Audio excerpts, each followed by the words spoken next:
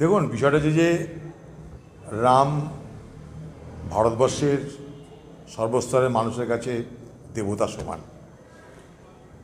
রামকে আমরা তো আজ থেকে চিনি না, রামকে আমরা যুগ যুগ ধরে চিনি, জানি। আমাদের এটা আস্থার ব্যাপার। কেউ মৃত্যু হলে তাকেও রাম রাম নাম সত্য হয় বলে তার মৃত্যু হয়। মহাত্মা গান্ধীকে হে রাম বলে শহীদও হতে হয়।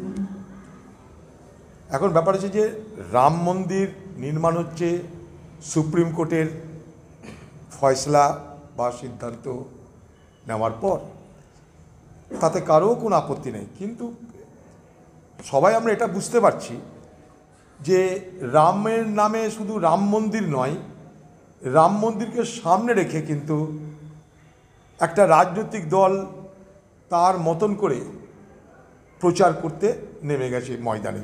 এটা কিন্তু আমরা সবাই দেখতে পাচ্ছি।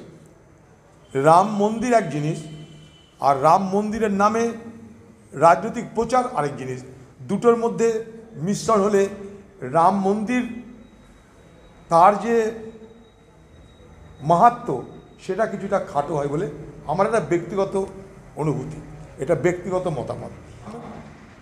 লালকৃষ্ণ আডবাণীও বলেছিলেন রাম হচ্ছে আস্থার বিষয়।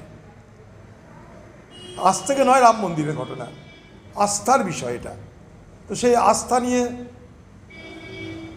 রাজনীতি করার নিশ্চয়ই বিষয় নয় এটা।